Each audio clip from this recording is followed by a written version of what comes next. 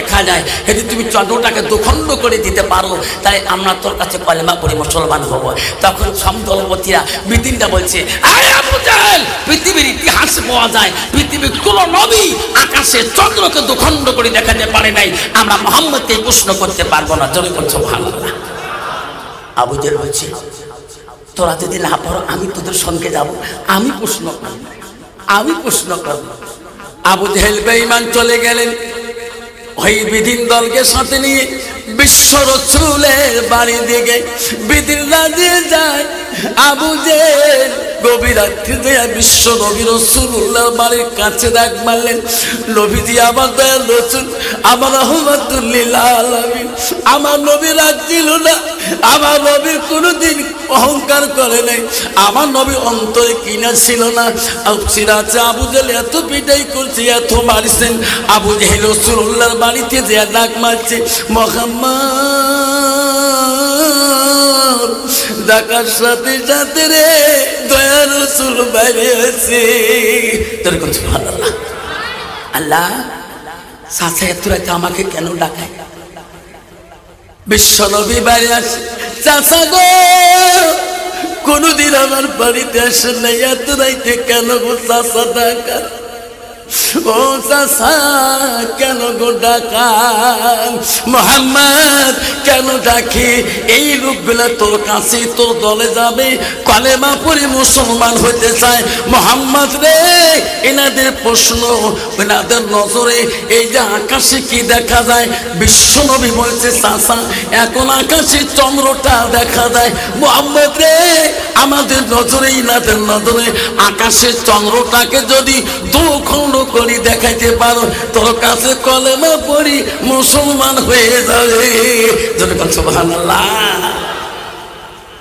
আমার বিশ্ব নবী রহমাতুল আলামিন, আল্লাহ যে নবী পৃথিবীতে সমস্ত নবীর দুঃখ যদি এক পাল্লা রাখা হয়, পৃথিবীর যত নবী ইসলাম প্রচার করেছিলেন সমস্ত নবীর দুঃখ যদি এক পাল্লা ওজন করা হয়, আমার রাসূলের দুঃখ যদি, কষ্ট যদি এক পাল্লা ওজন করা হয়, আমার রাসূলের 63 বছরের দুঃখের পাল্লা ওজন বেশি ভারী হয়ে যায়।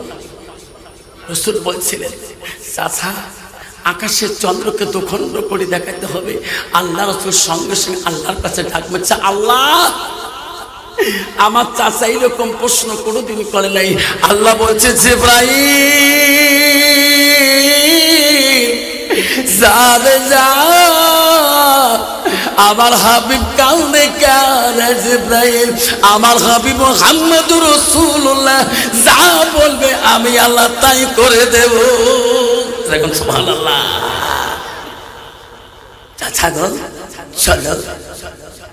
নবীজি হীরার গুহার দিকে নিয়ে গেলেন, আবু জাহেল সঙ্গে চলে গেলেন। আমার রাসূল ওই গুহার মধ্যে যা তাদেরকে রাখিয়া আমার রাসূলুল্লাহ ওই আকাশের দিকে তার আঙুলটা, শাহাদত আঙুলটা চন্দ্র থেকে একবার যখন ঘুরাইলেন, আকাশের চন্দ্রটা সঙ্গে সঙ্গে দুখণ্ড হয়ে গেলেন। যখন সুবহানাল্লাহ।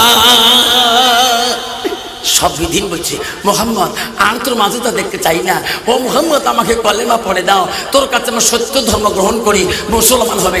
আবু জাহেল বলছে, এখন কলেমা পড়বেন না, আকাশের চন্দ্র দুখণ্ড করছে, একত্র করে দিতে পারবে না। উনি যদি একত্র করে দিতে পারে তাহলে তোরা মুসলমান হয়ে যাও। আমার রাসূল আমার শাহাদত আঙুলটা দিয়ে আবার যখন হাতটা একবার ইশারা করলেন, সঙ্গে সঙ্গে দুখণ্ড হওয়া চন্দ্রটাকে আল্লাহ আবার একত্র করে দিলেন। জোরে বলুন সুবহানাল্লাহ।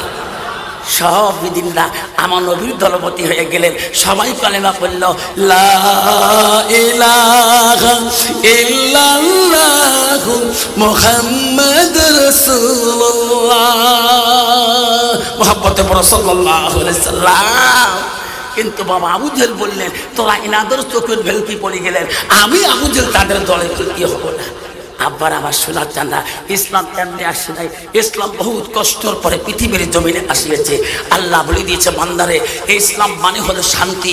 আল্লাহ বলছে আমার পছন্দনীয় ধর্ম হলো, আমি আমার মনোনীত ধর্ম হলো, আমি আল্লাহ নিজেই পছন্দ করেছি, ইন্না দীন ইল্লাল্লাহুল ইসলাম, আমার পছন্দনীয় ধর্ম হলো ইসলাম। পছন্দনীয় ধর্ম কি?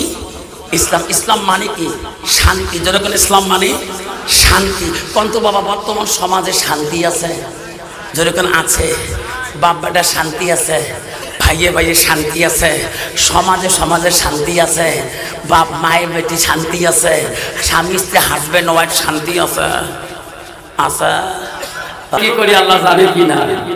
আমি কোন নিয়তে বলছি আল্লাহ জানে কিনা? আল্লাহ আমার অন্তরের খবর দিলের খবর জানে কিনা? আমি অন্ধকারে কি করি আল্লাহ জানে কিনা? অন্ধকারে কয় ট্যাবলেট কয় সিলিম টানি কয় গ্লাস খাই আল্লাহ জানে কিনা? কার বাগানে দুয়ে চোর করি আল্লাহ জানে কিনা? কার পুকুরি মাছ চোর করি খাই আল্লাহ জানে কিনা? কার গরু গোয়ালি চোর করি গরু খাই আল্লাহ জানে কিনা? সব জায়গায় ফাঁকি দেওয়া যাবে, রব্বিল আলামিনের দরবারে ফাঁকি দেওয়া সম্ভব? ঠিক না ঠিক? আব্বা প্রতিদিন ইন্টারনেটে নিউজ লাইভে দেখো, তুমি আজকে মারা যাবা সম্মানী সৌপতি মাকড়িতে, ওই গাড়িটা ব্যাগটা স্লিপ করি তোমার মাথা রাতের আগে তলে চলে গেল। কিন্তু আজকে তোমার আব্বা তো জানে না আমার ছেলের কাছে আজকে আজরাইল এসে যাবে। তোরা বল ঠিক না ঠিক? মুসলমান যদি বুঝতো, মুসলমান যদি এই জ্ঞান আসতো, তাহলে মুসলমান কোনদিন মুসলমানিত্ব হারাইতো না। জোরে কোন ঠিক না ঠিক? মুসলমান কোনদিন নেশা খাইতো না। মুসলমান এই যে 1 জানুয়ারি 2001 সাল গেল না, আমাদের বক্সিরহাট স্কুল পরের দিন গেছিলাম, যখন পড়ে